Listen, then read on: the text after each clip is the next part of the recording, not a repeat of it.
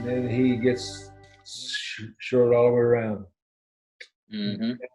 This guy yesterday said, well, my husband said to come down on Monday to his attorney's office and sign this. It'll save us a lot of money. Well, it'll save somebody some money, but don't save her any money. Do not negotiate. All communication goes through your attorney. If they don't want to do that and they want to negotiate, then what do you ask them to do? Drop their attorney. Drop the attorney. Stop the divorce. Stop the divorce. Yep. Now you find in most states, the divorce laws, you have an initiator and a responder. So a petitioner and a responder. And so the responder, if you get served, you can't stop the divorce process. Only the person who started it can stop it. So you have to cooperate as much as you can. And you can't just refuse to deal with the law or with the court. So you have to understand that all negotiations go through the attorney. And if you could negotiate these things and settle, you could stay married. Hello? You're telling me. Everybody says they can do that. All communication goes through your attorney. Feminine economics. I love this. Half of yours are hers. All of hers are hers. Your folks give you $100, she gets $50. Her folks give her $100, you get what? It's a great maternal drift in history. I don't know. I just know how it works. So. Candy bar rule. Don't what? Give too much and don't take too much. Father gives a teenage daughter a candy bar and says, go in the kitchen and divide this with your younger brother. And he waits till he hears the knife snap on the counter and says, okay, now trade. And here's the blood-curdling female scream. But she didn't cut it in half. So be careful whatever you're doing that you be fair with it. Why is it hard to file and to complete the divorce? Guilt. For Christian people, it's a parabolic curve. You're moving along, you file for divorce. As you get closer and closer to the divorce date, the pain, the guilt goes up geometrically. And so they have a harder and harder time getting it completed. And so I tell people, I think if you're going to do this, for whatever reason, if you feel like you have biblical grounds or if you feel like you have physical grounds, file for a legal separation. Some states allow it. The state of Texas has no such concept. It's either divorce or no divorce, but there are no. In Oklahoma, you get a legal separation, which means you can settle everything and you can be legally separated, but you're still married to each other, but it stops and forces you not to spend money or anything to protect yourself and finances. Anyway, it's hard for Christian people to go through the divorce process. Fish hook, it goes in easy, but taking it out's what? And so this, when you file for divorce, you put the hook in and say, oh, this is going to go real good. But when you start to back it out, there's a hook of guilt. The guilt intensifies as the legal process proceeds. And then you're paying support. If you want to you have to be careful about people, especially Christians who have a good heart. A guy wants to take care of his family. His child support's $100 a month. He says, well, I need some extra money. So his next check's for $125. Well, I need something else. The next check's for $150. And then she goes to court and says, well, Your Honor, he's paying me this extra. Can we raise the child support based on what he's doing? So I tell him, if you want to help extra, you do it separately.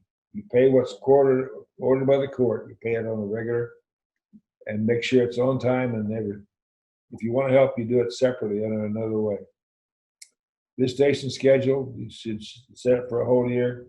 Keep a calendar, color code it, and then do a neutral exchange place. I've had some couples, I make them exchange children in the parking lot of the police department. Why? Something goes wrong, They're right there. Do not vary the visitation schedule.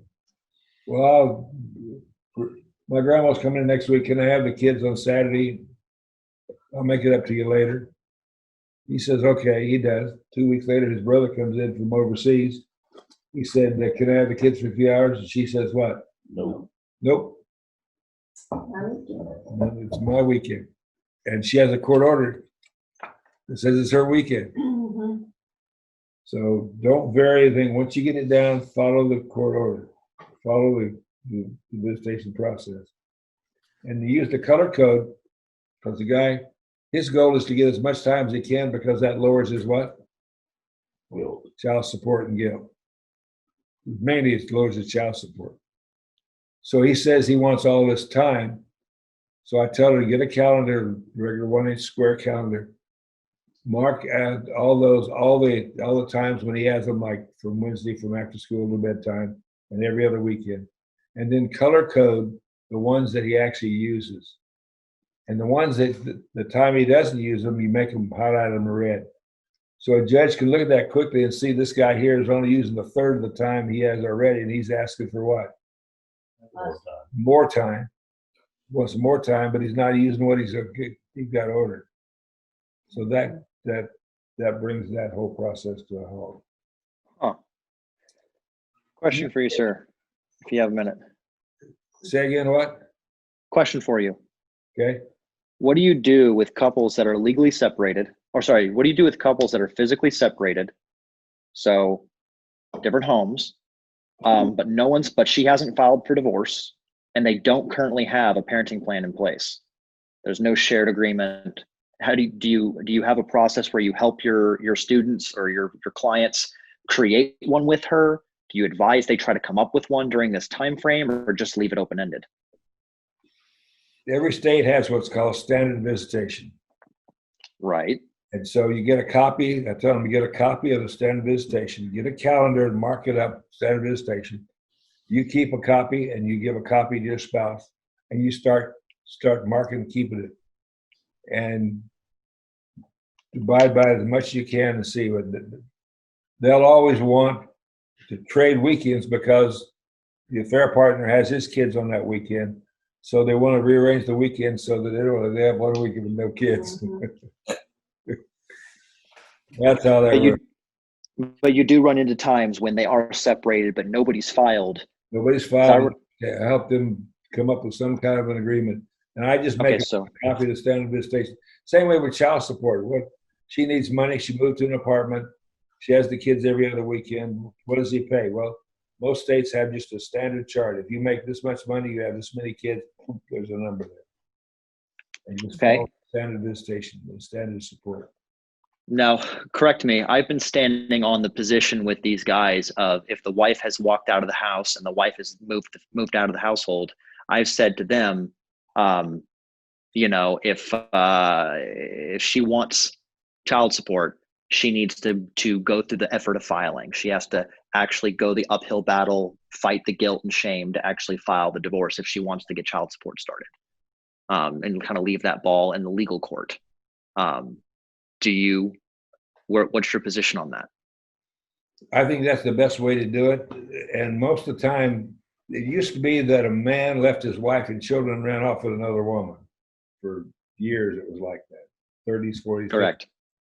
Now it's women leaving their husbands and their children and going off. Mm-hmm. It's women doing it more than we've ever seen before. And so you get a situation where she doesn't want the children or the marriage. I've got 2 guys that have full custody of their children. You know how they got it? I said, go ask her what she wants for full custody. Both of them said, one of them said a Cadillac, the other one said a sports car. These guys went and bought a sports car and bought their children's custody. I got 2 of them. Got it. So, yeah, I've been telling the guy. And that would have been unheard of 15, 20 years ago. Yeah. Today, we've got people who, and just in my experience, I've seen people who the women are abandoning the household and taking the children with them.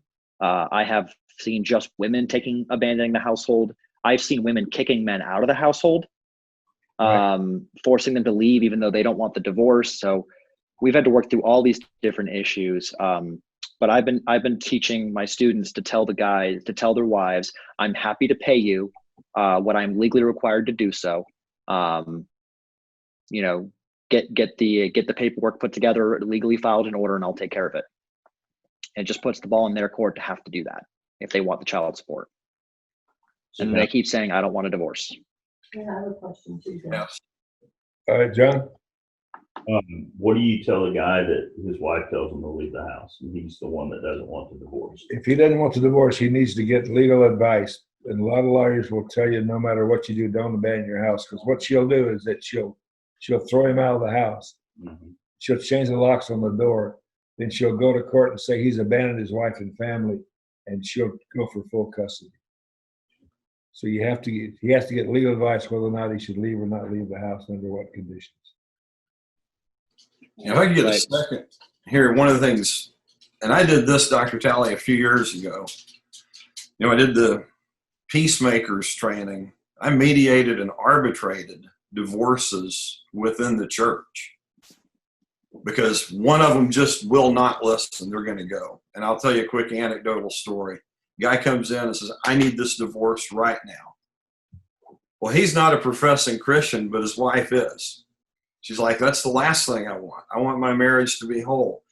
And the third or fourth time he comes at me going, I need this divorce. I don't care what it costs. Just make it happen. So I'm talking to this beautiful lady with 2 little kids going, even God can't make somebody go against their own free will. He won't. Right. So we go look at the Texas Family Code and what should he pay for support. And he was like, I'll double that and I'll add spousal support. I need this done. Now remember, mediation is all confidential. So we go draw all this up. I go file it with the court. So now they've got a legal divorce. A year later, the guy calls me. I need you to unscrew that divorce for me. Say, guy, it doesn't work that way. I'm out. And you can't ever subpoena me because under Texas, I'm protected from ever disclosing mediation. That's right. Why did he get in such a hurry? He had gotten the boss's daughter pregnant. Knocked up. Number one. $400,000 a year job was in jeopardy.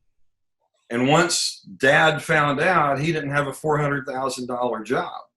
Now he's broke. What he did have was unimaginable child support and spousal support. So he did get his just dessert. Yes. She is fine. She's single. She's never remarried. Her kids, she's raising them. They're in a better place. But it is something out there, if they'll do it, that keeps them out of court, but might get you to a settlement. Sometimes they work and sometimes they can't. But often what's driving these, when you feel the pressure of what's driving a divorce, number one, they're pregnant and they're trying to get married as soon as they can. Number two, the other spouse has already got their divorce and they're saying, are you going to do mine? One of the places where people get killed in this thing is that they have an affair. They both agree to divorce their spouses. One of them divorced their spouse, tries their family and says, okay, now let's do it. And the other one says, no, I think I'll go back and reconcile with my family. Oh, Yeah. Oh, that's where you get the real pressure. So then sometimes you see the pressure coming from money. Either the one who wants out has got an inheritance coming and doesn't want to divide it for a marital asset, or they have an opportunity to do something they know that the spouse wouldn't agree with. So those are all the things that drive it. But when you see this pressure, there's something moving it along. And being involved in the pregnancy and the other things, those are all part of the deal. All right. Director Talley, one more quick question. So let's say you have a mom with kids, the dad leaves the house, abandons them basically. He's having an affair, but she needs support. But she doesn't want a divorce. ooh, good one. Easy. She files for legal separation. In Oklahoma. In Oklahoma. In other states, you can't do anything. She has to file for divorce to Okay. get provision. But you would tell her to file even though she doesn't really want a divorce, but she needs money to help raise her kids. Money and kids. She has to protect. She has to provide for her kids somewhat. And if he won't provide, There it is. she has to be. Says if a man doesn't take care of his family, he's worse than an infidel. Right. So she has to do what she has to do, even though she doesn't want it. She has to be able to do that. I got that. I like that. Protecting money and kids are the only reason why we would file legal paperwork. That's Yeah. it. When we don't want to. Physical protection and financial protection. Okay. Top of page 13, it says one helpful thing is to get a family email address so that both parties have access and they can communicate via an email back and forth, and everybody So when you post something on it, like the calendar or the kids' activities or whatever, so that both parties are able to see it. Make a little note up on the right-hand corner and write it in there. Never leave a message, send a text, send an email, or write a letter that you don't want a judge to read out loud in court. Because sooner or later, it's going to come back and bite you. We call it BIF, Dr. Talley. Brief, informative, friendly, and firm. Ooh, that's good. BIF, BIFF. Brief, informal, Informative. informative. Friendly, and firm. I've gone so far as to have all of my students confirm their text messages, their spouses with me before sending. Yeah. You wouldn't believe the number of times I've had to have my coach rewrite my own text messages to my wife because I had so much emotional stuff tied up in those messages that I thought was necessary, but really wasn't. They took a 2-paragraph text message and dropped it down to 4 sentences. So And then it's helpful. next point, keep copies of all communication. Hang on to it and keep it stored on a separate drive in case something happens to your computer. Don't write it or say anything you don't want to see a judge. Then you might consider mediation, a guardian ad litem. Everybody know what a guardian ad litem is? Yeah. Instead of the kid as an advocate. An advocate for the kids, right? It's an attorney for the kids. So in a situation, he has an attorney, she has an attorney, but nobody's looking out for the kids. So the guardian ad litem's job is to be sure, and like this thing right now, because of parental alienation, we're trying to get a guardian ad litem to work with these 2 girls who are calling their mother bad names because the father tells them to. Then have they had a pretrial hearing? Have they had a trial hearing? That tells you how far along the legal process is.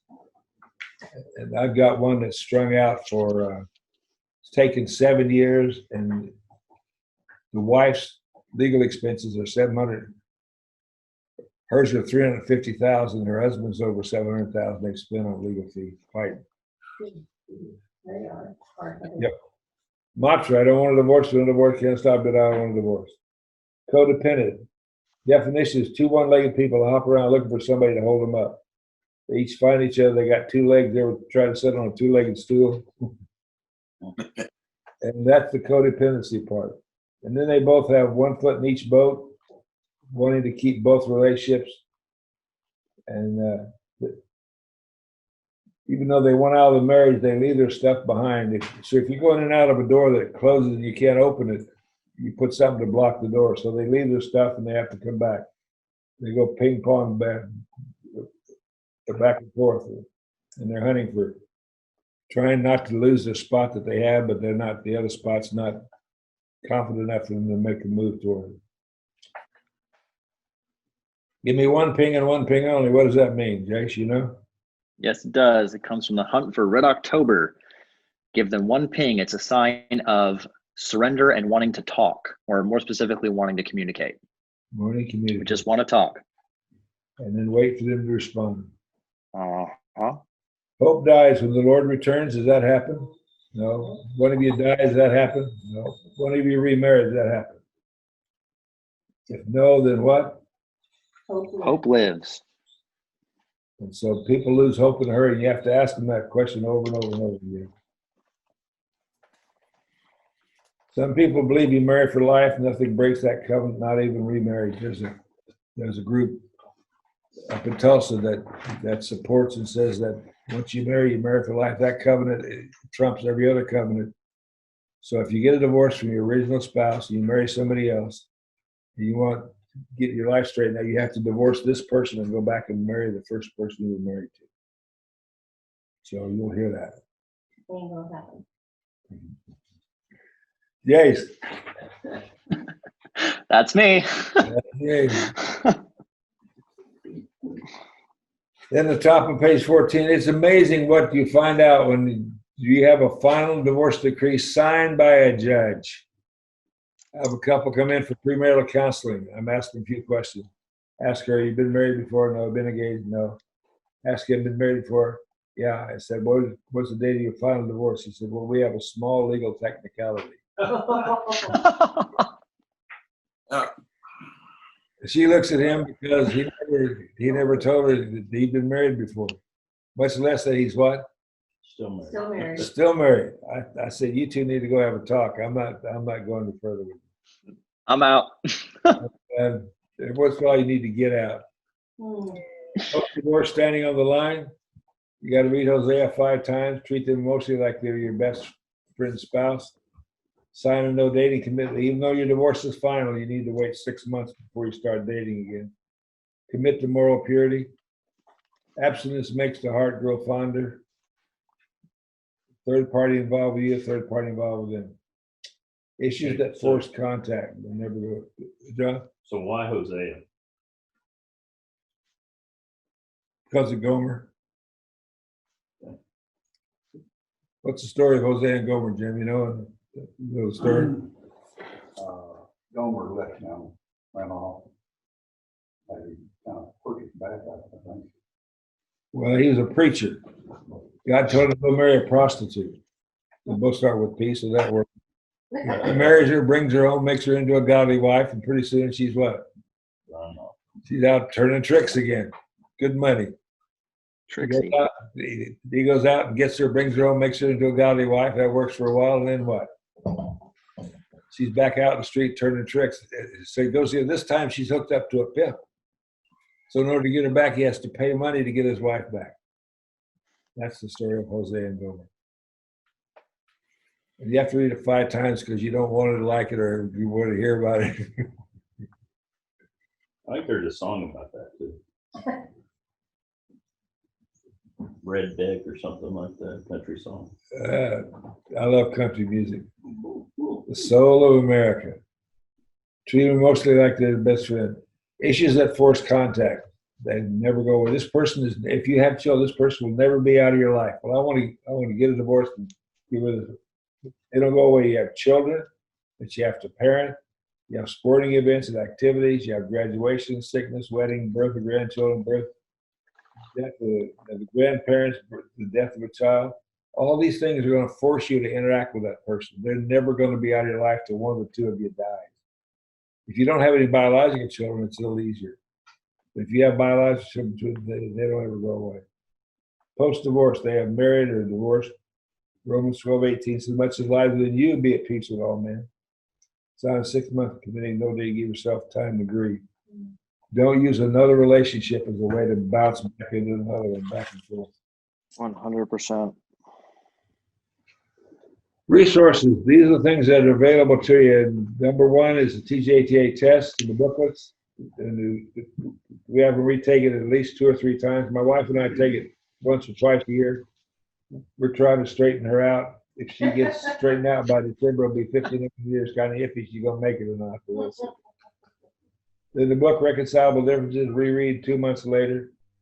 Search for Significance by Robert McGee. I start people through that. And I use that as a stabilization. So if only one of them wants to come see me, I make them read Reconcilable Differences, and I start them on Search for Significance. Search for Significance is that you buy a book and a workbook, both combined together by Robert McGee. I work in 2 worlds. I work in psychology and I work in theology. So Robert wrote this book. All the odd number chapters are psychological, 1, 3, 5. Even numbers are theological, 2, 4, 6, 8. So he wrote a book and he wrote a workbook. So they have 2 different products. Then they put them both together into a thicker book. All 3 of them have the same cover, the same title. So if you want to get the right one, you have to go to my website and do search and order it through my website. Otherwise, you're going to get the wrong book. Because they ended up with, it's my publisher that I've had since 1981. And they use this. What is this? Search for Significance. Okay. And so that's that solves the issues of the psychological and the theological and help them to synchronize us together. Too close too soon is you help them start, while they're separated, you help them start reading about how to rebuild a relationship, because right after divorce, they're going to start dating. You got to get that information into them. Life after divorce is for single parenting. And then 7 Habits of Highly Effective People, Hope, and Separated. So you get them to read through these books. Then on the audio files, these are all up on Spotify. You can go to Spotify and log in and get a free account and search for Dr. Jim A. Talley. And these are available free on Spotify. Codependency, Tightening the Knot, Reconcile Delivery to Coaches. And those are like audio files. They're all-day seminars for each topic.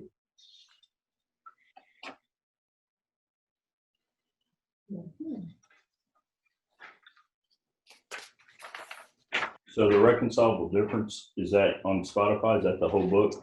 It's a seminar. It's a 4-hour seminar. I was doing it before I wrote the book. So they shouldn't do that in place of the book, but they can do that in conjunction with They it. have to do both. You know, on 16 videos, we got a bunch of videos that are streaming. We're trying to get those up online. The problem we've had with the internet is that you can put printed matter one place. We have everything on Amazon, and so we got our printed matter there. But they won't take the audio files, so we have to put our audio files on Spotify. Spotify won't take videos. Amazon won't take videos. So we have our videos in another spot. So this platform we're developing will have everything in one place. And it'll all be there and available online. You don't have to download it, you just access it. So we're trying to get all this stuff gathered up and put it in one place, the videos and everything. So this thing we're doing right now will be online and will be on the platform, and you just click on it. If you want to be a coach, you just go through the coach's training and learn what to do this book. Page 17. Are we having fun yet? Oh, yeah. So page 17 is a list of the checklist. These are the things that I've found over the years to be able to help people, not only just words, but little drawing. I'm an engineer and I like wisdom stuff, but it helps people to communicate in some graphic format. So I try to give them something that they can draw them onto. So there's 36 of these things. And they start off with on page 18. On that page right there is 50 years and 100,000 hours of reconciliation put on one piece of paper. Cycles of reconciliation, accumulate time alone together. The thing that makes it work is get them to log time together. Yep. Go ahead, Jack. I can't emphasize enough how talking to you and hearing the 80 hours, Sherry and I'd been divorced, I don't know, a couple of years. And at 60 hours, the stuff I wanted to fight about became minuscule. And at 70 hours, man, could I find ways to give her grace and overlook what would have before been an argument. She didn't know this was going on till later. Right. Once we hit 80 hours, everything started to change. And I mean, you called that right up front. You looked at our situation. You're like, it's 80 hours. As a guy, that gave me something I could do and measure. And I believe that had at the very core why we reconciled. Here's the secret to add. So I tell the guy, okay, you got to have this many hours. So about a month later, he comes back and said, Tally, I've done the calculation. I got 4 weeks in. I've accumulated 3 hours. He said, I'll be 113 before I get to you. Assuming it's going to be a straight line curve. It's not. It's parabolic. And the more time you put into it, it goes up and it goes faster and faster. And so they look at it, how long it's going to take, and it's going to take forever.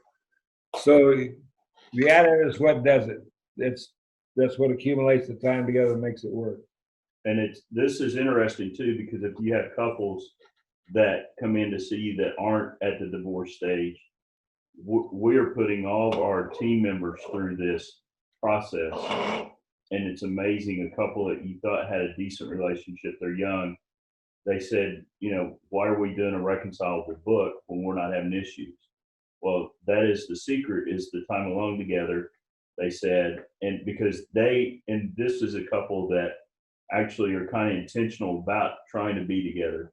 but they realized how that the time that they were spending together really wasn't great time, because going through this, the time that they were spending, and then the conversations they were having because of going through the book were so much deeper. So that's what we've really seen, is just the conversations that make people have that they don't normally have when they're spending time There you together. go. It See. increases their, it's been crazy to watch.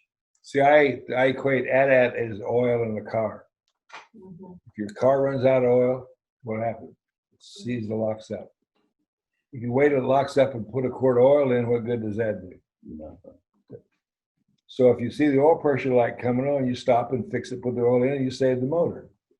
The sooner we can get people to start putting time back in, and their time is going to their job, their kids, sports, recreation, they're going. And so you make them plot the amount of time they're spending, they really look at it, they're not getting enough time to start with it. So anyway, these cycles are important. So left-hand side, you got limits of harmony and line of reconciliation. This couple has a little fight, and they have a big fight, and they have a little fight. Then one person, spouse number one, leaves the line of reconciliation, gets involved with a third party. The other spouse rushes the line of reconciliation, stays there. Then the divorce is filed, and then that person, after they file the divorce, starts cycling back. They actually end up coming back to the line and saying, I think I made a mistake. But there's nobody there, because their spouse number two is where? Third party. Third party. Then divorce goes final, and the spouse number one leaves out and goes find another one. Spouse number two says this didn't work very good, so they're back to line of reconciliation, and there's nobody there. So they leave. You get spouse number two to commit to stay at that line and wait. Spouse number one will cycle out a couple times and then cycle back in, and then from the right hand side, it goes back to the left hand side and starts over again. Timeline varies, final divorce is irrelevant. I talked to a pastor yesterday. He said, well, why are you promoting this divorce? I said, because that's the only way we can protect her physically. He said, well, he wouldn't do anything there. I said, sir, I have pictures of the bruises that he put on her. Well, he never said that to me. He never told me he did that. I said, yeah, that's true. He did. So you wanted to get these cycles to run and don't worry about the legal process. Questions? Page 19, acrostics. These are short little memory things to help people compartmentalize.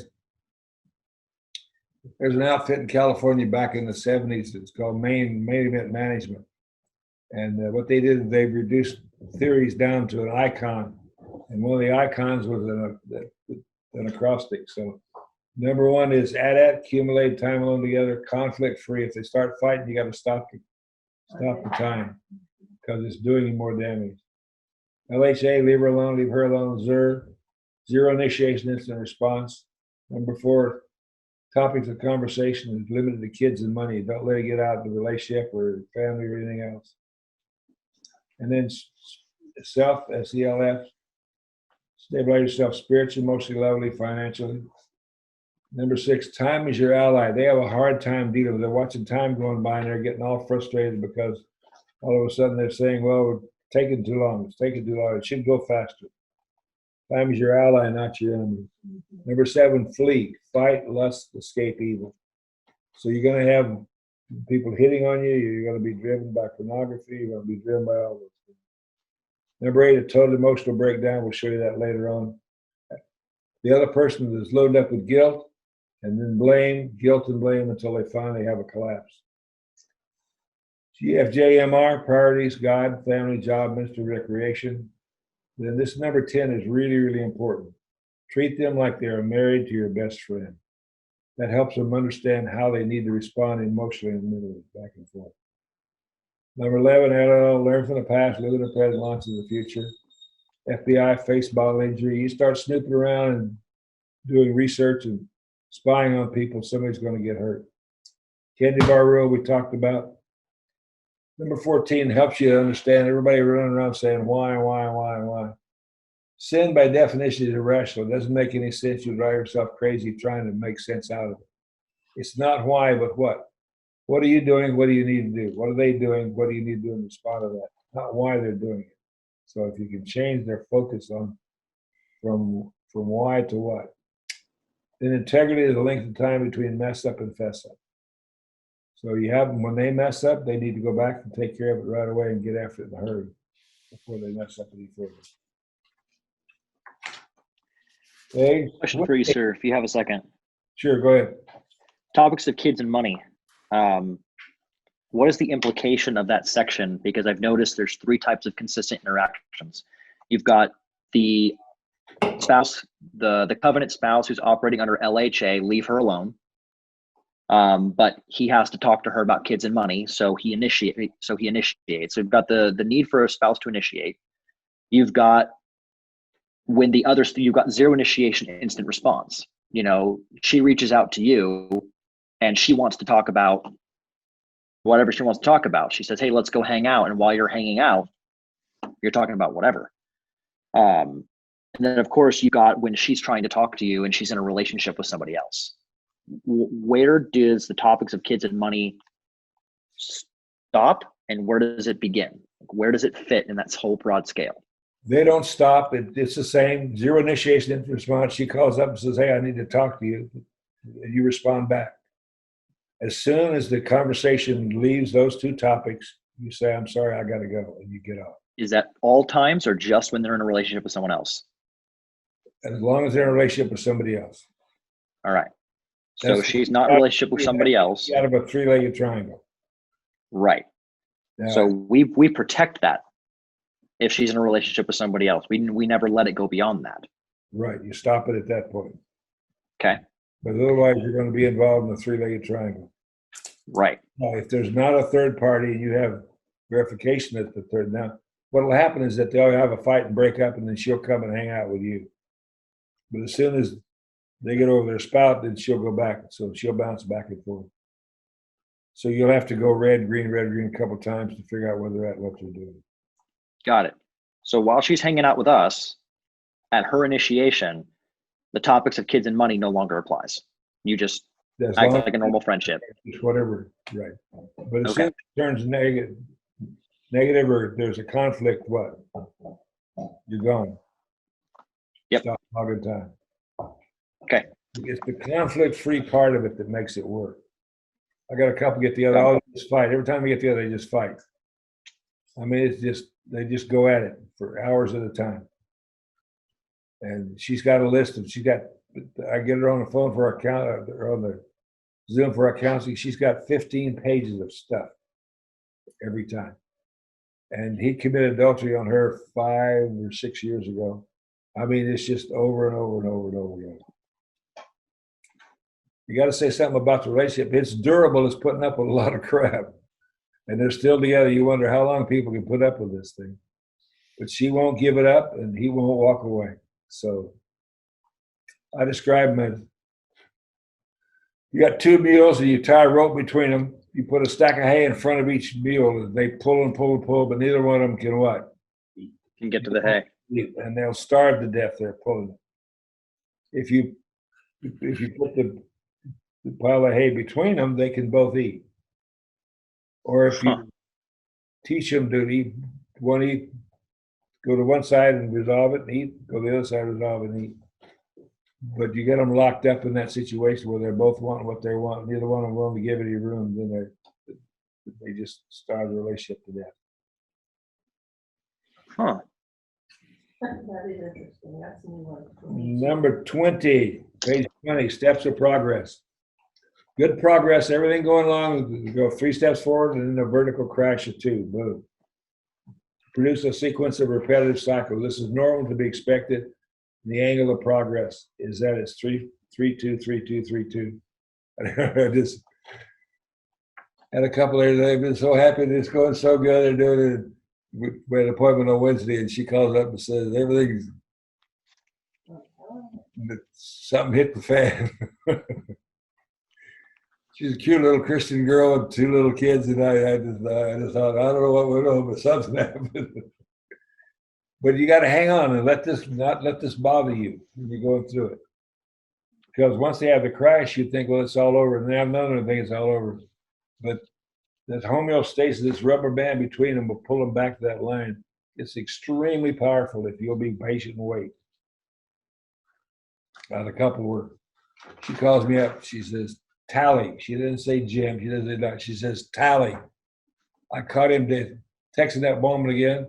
I'm not very far along in my pregnancy. I'm going to get an abortion. I'm going to divorce his butt and go back to Colorado. Don't call me, don't bother me. It's Tuesday. Thursday afternoon, they come walking up my driveway holding hand. So you got to know this thing, if you'll be patient and watch it run, it'll run 3-2-3-2. I tell them up front, that's what it's going to be. You know, page 21, it's what? At that. At that time chart, help them start logging time and keep track of it. And if you look at the bottom of the time chart, it says 101, group, phone, social media.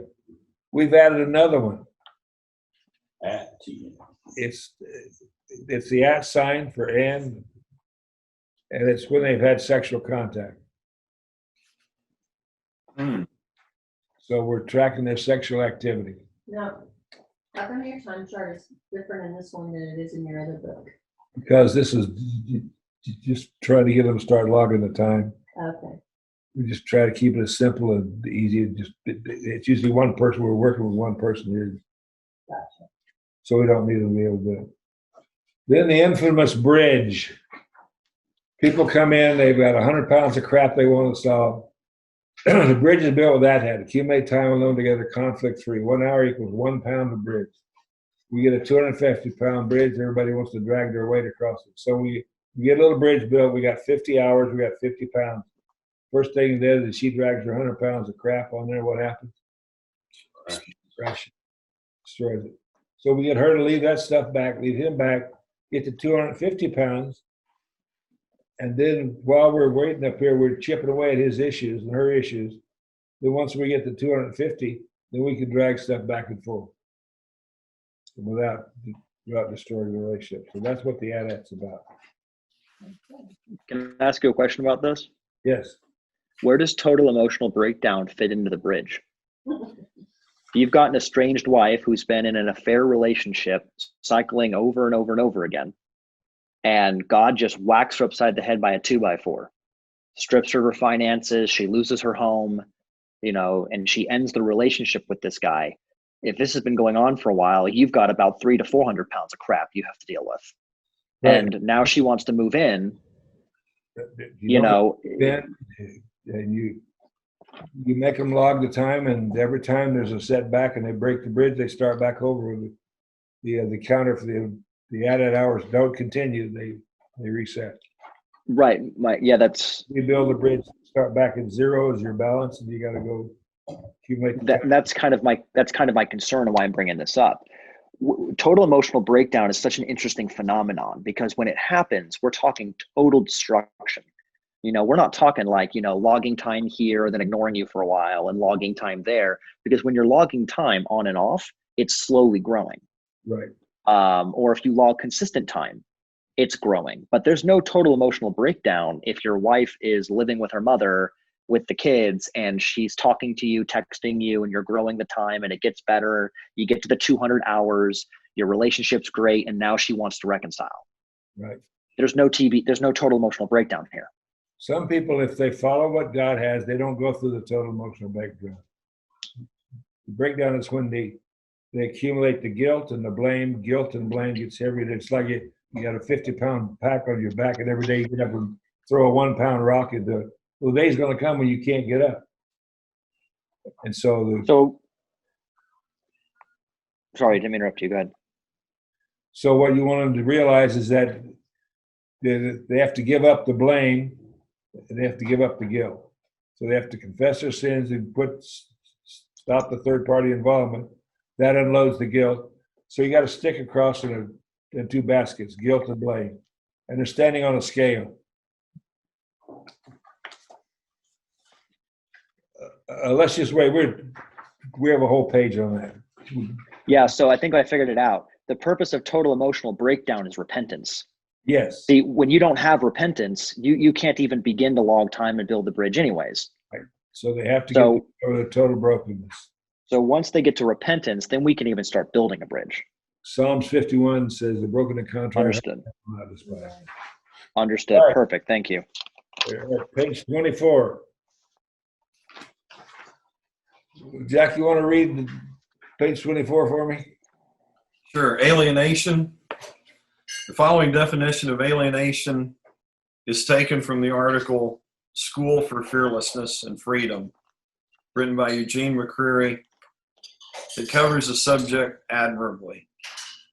Alienation is the name for the weakening of the ties of community and family, for the loss of creativity, enjoyment in work, for uncertainty in all things, for dependency, and the confusing and contradictory expectations of economic and social life, for weakened personal integrity, for a sense of hopelessness, meaninglessness, uselessness, and irrelevance, for conformity in culture and politics, for a loss of faith, for a separation of man from his natural roots, for the decay of love.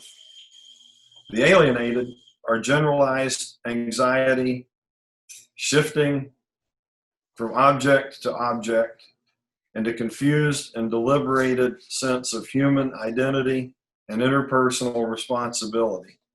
The alienated stand as ready pawns for strange new faiths, for excitements strong enough to divert them, for cruel myths and polarized evil and virtue, and for a shifting of responsibility to others. This is the definition of what you work with and deal with every day on the part of both of them. They're both caught up in alienation. Turn to the next page. We burn up energy in 4 different levels: emotional, physical, mental, and spiritual. Number 1, normal. You work hard physically, you go up to 40, 50, go back to normal mentally. And the second one is alienation. You burn up how much? 85% is burn up what? Which only leaves you 5% for mental, physical, and spiritual. You give them a book to read, they read 13 pages and then they quit because they burn up their what? Their 5% of mental energy.